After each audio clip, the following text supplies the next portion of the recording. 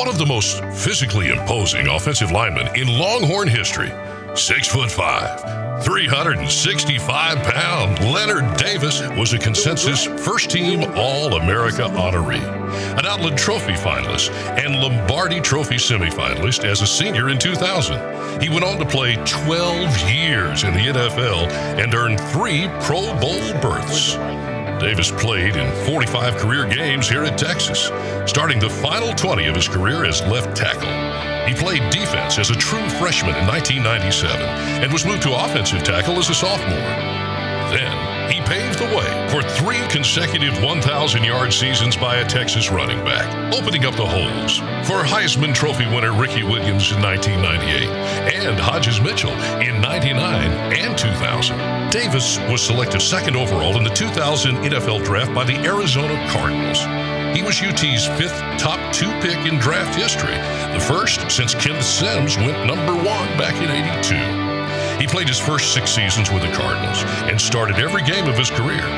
Leonard Davis also started every game of his 4 seasons with the Dallas Cowboys, where he earned 3 Pro Bowl selections. A native of tiny Wortham, Texas, Davis was a parade All-American and USA Today first-team All-American at Class A Wortham High School.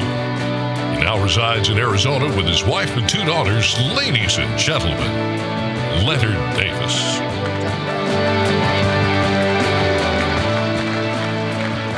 This is what you worked hard for. Congratulations, Leonard. Thanks. Talking about this award, what does it mean to you to be recognized in the Hall of Honor? Oh man, for me, it's when people say University of Texas, Hall of Honor, it's my name is included, among a list of select group of people, and it's something that it took a lot of hard work and dedication, and making the right decisions and off the field and just outside of that, and it really means a lot. I'm very honored to be one of the players, one of the athletes, to be recognized as being a part of that group. Well, when we were listening to the video, you said to me, your hometown really was that small. Growing up in a small town like that, what were your dreams? My ultimate dream was, playing in the NFL, and I knew that when I was in the 2nd grade, and there was a lot of doubt, and from my friends, but I knew if I stayed out of trouble, then I had a good shot at doing it, and just making the right decisions, and then just oh man, Well, you talk about some of the doubt that comes into play, and I know maybe some people had some doubt when you first arrived at the University of Texas as a defensive lineman, and then you make that transition to the offensive line where you didn't see yourself initially ending up. What was that time like for you, arriving as a defensive lineman and having to switch positions? Well, the doubt. Most people doubted me before I even got here.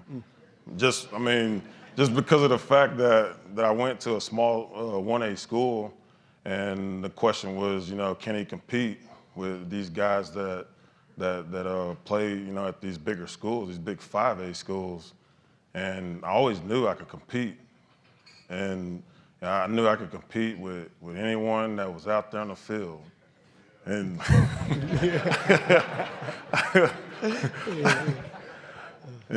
and at that time in high school, I was given the opportunity to play whatever I wanted to play, whether it was O-line or D-line. But at that time, as a kid, you think, oh, play D-line, and get sacks and all of that, get all that glory. The sexy stats. Right. But, the thing is, after a couple of games, I realized that this wasn't the position, where I needed to be playing. And so I finished the year, and, I talked to Mac Brown after he came in, and, it was just smooth. So who are the people that deserve the credit, deserve praise on a night like this that helped you get to this point? I would have to say the coaching staff that was there. Tim Nunez, my position coach, Mac Brown, obviously the head coach, and even Mad Dog, who's here tonight.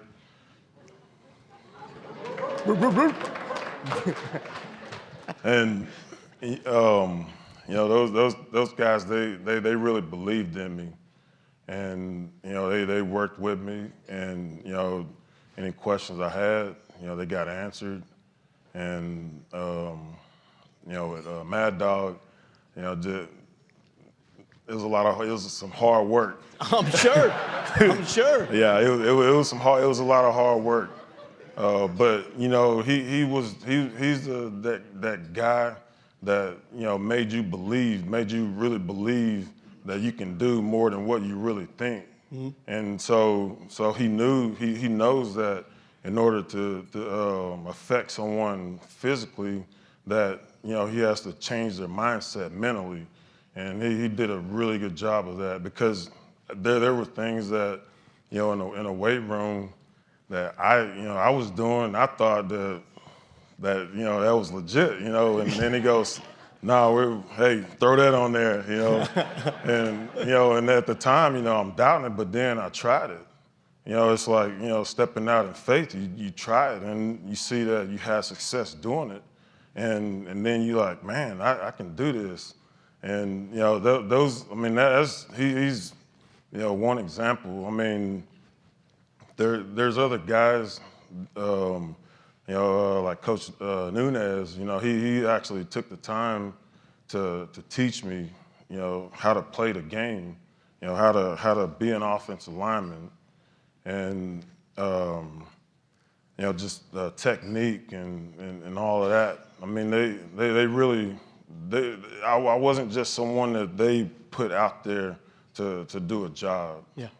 Finally, we're both big guys, right? I mean, Right, we know right. about being big dudes.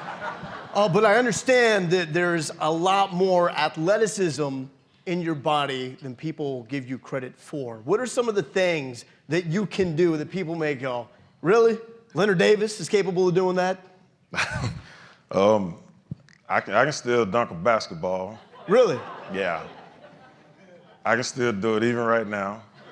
We got a hoop somewhere? LaMarcus, you buying that? No, he's not buying it. He's not buying it, man. But I can do that. I'm not going to doubt you. I mean, but no, some of the things that I was able to do when I was here, just running, making running times, like the DBs and the receivers would run, and because you would think linemen, when it comes to long distance, we don't really have that ability to run a short time. Yeah. But for me, I had that mindset that some of the things that were to be done, that I could do it, and that I could do it like these smaller guys, and if not, do it even better. There you go. The challenge. It's that attitude that led the man to this part. Leonard Davis, let's hear it for him. Hall of Honor. Thank you. Congratulations, Leonard. Appreciate you, man. All right.